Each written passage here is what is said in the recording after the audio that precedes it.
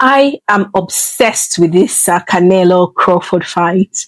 Honestly, it's one of those fights I am listening to every interview. I am listening to every boxer, every commentator to see what they think is going to happen in this fight. I am obsessed because September 13th is literally a month away now.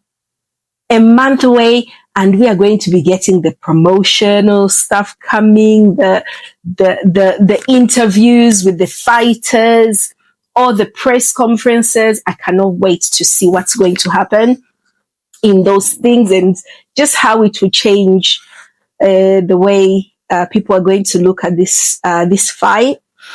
Now, I said before, if you've got 5 minutes, go find my previous videos where I've been saying I think Canelo is probably going to win, where I think it might even be the first time we might see Terence Crawford get KO'd. I say that, I know, but only when you're thinking about scenarios, I think he's too good. Like everyone says, he's too good of a fighter. So, one of the fights that made a lot of noise, because Canelo fights like 10 times a year or something crazy like that. One of the last fights I think everyone was sort of excited about was when he fought one of the Charlo brothers. Is it Jamal? Anyway, their names are so close. So the other guy he didn't fight was telling everybody that his brother made a mistake, or the brother told him that he had made a mistake by putting on so much weight for the fight, thinking that having all the extra weight, extra muscle will help him absorb the power. But he in fact counted against him, which everyone, I think even I, who doesn't have a clue about sports endurance, I see it in movies. I don't have a clue about sports endurance, but I can tell you, if you're going to put on weight in the last 3 weeks before you go for a fight like that, you probably won't be able to move around very well.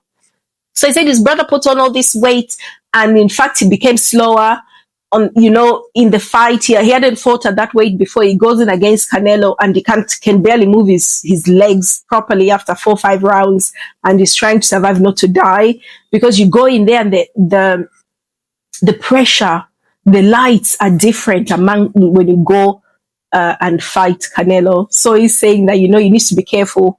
Crawford needs to be careful about the weight he's putting on. He needs to be thinking about it. But the reports are that, in fact, Crawford will probably end up fighting at his walking weight, more nearer his walking weight than a backed up weight, which is definitely an advantage, a better advantage than putting on extra pounds, because trying to fight at a fight like that at a weight you're not used to is probably not a very clever move.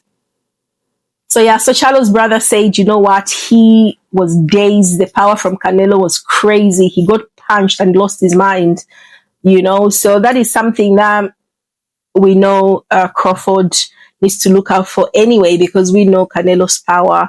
The guy is humongous. And Timothy Bradley, though, will not be deterred. He believes in Terence Crawford's skills. He was saying that, you know what, we all know that Canelo can be beaten using skills. You can't go to Canelo and think you're going to compete with power to power, because he's more powerful.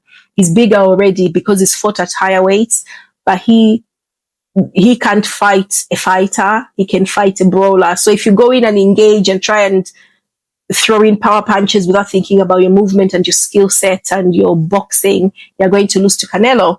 But we know Terence Crawford can do it. He's had some tough fights. I think the most challenging fight for him was the Gamboa one, but he knocked him out late in the fight.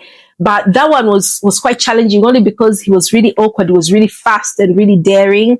The Madrimov one, I think, was the most awkward for me, because I felt that he struggled to sort of like set the pace himself completely to overwhelm him, because the guy was big and he was really good, very, very skilled fighter, Madrimov. I really enjoyed that fight, but I thought, after like Spence Crawford Spence, I was thinking, are we going to see the same thing? Which is good, otherwise who would watch boxing if we knew exactly what was going to happen, right? So anyway, everyone, I'm seeing more and more people going for a Crawford win if Crawford boxes.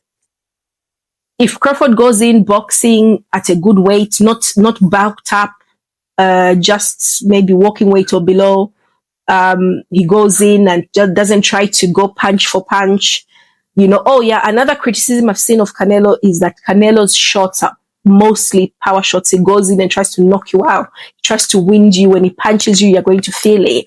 But is he going to be able to land convincingly on Terence Crawford? How many times is he going to do that?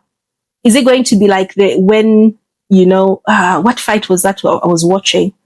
When Daniel Dubois knocked out Anthony Joshua, or knocked down Anthony Joshua early in their fight.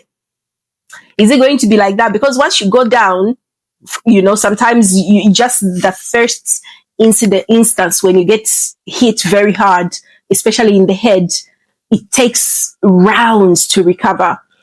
And that is, I think, my biggest concern. When it comes to boxing, definitely, I think Terence Crawford is the best boxer. He's going to win that fight the way Dimitri Bivol won the fight. But if it comes to boxing, to power, we know who's going to win. It's going to be Canelo. I am still thinking and I'm still watching. So I will keep sharing my thoughts. Tell me what you think. Tell me what you think. Who's going to win this fight? Why are they going to win it? Because at the moment, I am flip-flopping. But mostly I'm still Team Canelo in terms of he's going to win only because he's got all the advantage of the weight. He's got so much power, whereas I think the only thing that Terence Crawford has got right now is his skill set. Let me know what you think. Thanks for joining me on the Lisa Sports Show. Please like and subscribe and share the video. See you guys.